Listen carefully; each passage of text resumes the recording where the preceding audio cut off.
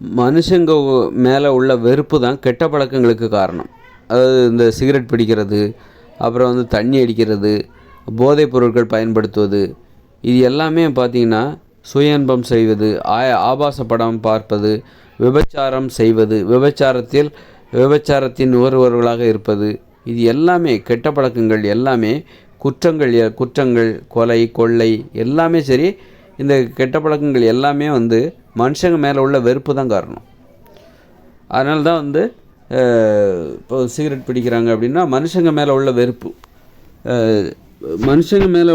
மனுஷங்களை நேசிக்க ஆரம்பித்தாங்கன்னா ஒருத்தர் தனது உடம்பையும் நேசிக்க ஆரம்பிச்சிருவார். தனது உடம்பை நேசிக்கிறவங்க தான் மற்றவங்களையும் மனுஷங்களை நேசிப்பாங்க, பிறரையும் நேசிப்பார்கள். தன்னை நேசிக்காதவர்கள் பிறரை நேசிக்கவே முடியாது. தன்னை நேசிக்கணும். பிறரை நீ நேசிக்க வேண்டுமென்றால் உன்னை நீ நேசிக்க வேண்டும். உன்னை நீ நேசித்தால் நீ எப்படி கெட்ட பழக்கங்களுக்கு கடைபிடிப்ப? கெட்ட பழக்கம் உங்ககிட்ட இருக்கவே இருக்காது.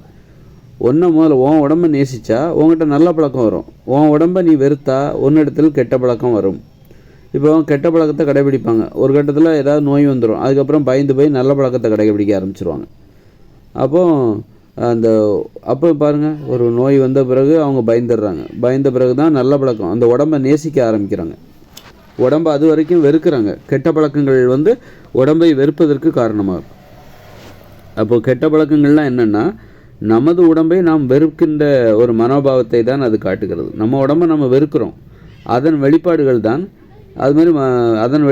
தான் நீங்கள் சிகரெட் பிடிக்கிறீங்க, மது அருந்துறீங்க, கெட்ட வார்த்தை பேசுகிறீங்க, ஆபாச படம் பார்க்குறீங்க, சுய இன்பம் பண்ணுறீங்க, விபச்சாரம் பண்ணுறீங்க.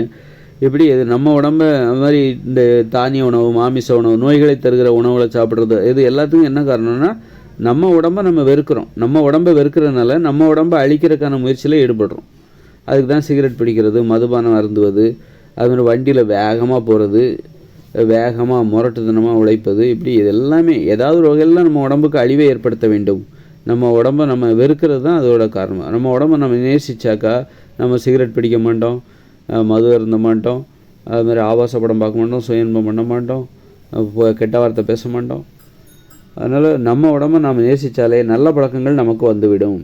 அதனால் இப்போ பெற்றோர்கள் பிள்ளைகளுக்கு நல்ல பழக்கங்களை கற்றுக் கொடுக்கணுன்னா அந்த பிள்ளைகளுக்கு அவர்களுடைய உடம்பை நேசிக்க கற்றுக் கொடுங்கள். பிள்ளைகளின் உடம்பை நல்லா நேசிக்கிறதுக்கு கற்றுக் கொடுத்துட்டாலே அந்த பிள்ளைகளுக்கு நல்ல பழக்கங்கள் வந்துவிடும். எப்படி நேசிக்க கற்றுக் கொடுப்பது? நல்ல உடற்பயிற்சி செய்யணும். உடற்பயிற்சி கண்டிப்பாக செய்யணும். இந்த மாதிரி இதெல்லாம் உடலை நேசிப்பதற்கு ஒரு வழிவகுக்கும். அப்புறம் நல்ல தூக்கத்தையும் அந்த குழந்தைகள் நல்லா தூங்கணும். சும்மா தூக்கத்தை எடுத்துக்கிட்டு படின்னு சொல்லி ரொம்ப கொடுமைப்படுத்தக்கூடாது.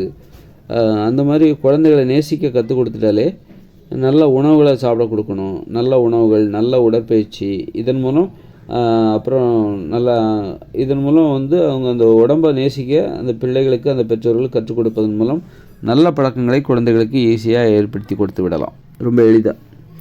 அப்போ அந்த குழந்தைகள் மற்றவர்களுக்கும் நல்லதே நினைப்பாங்க. தனது உடலை நேசிப்பவர்கள் பிறரையும் நேசிப்பாங்க. தனது உடலை வெறுப்பவர்கள் கெட்ட பழக்கங்களை கடைபிடித்து பிறருக்கும் அந்த கெட்ட பழக்கங்கள் கொடுத்து அவர்களையும் வந்து கெடுத்து விடுவார்கள்.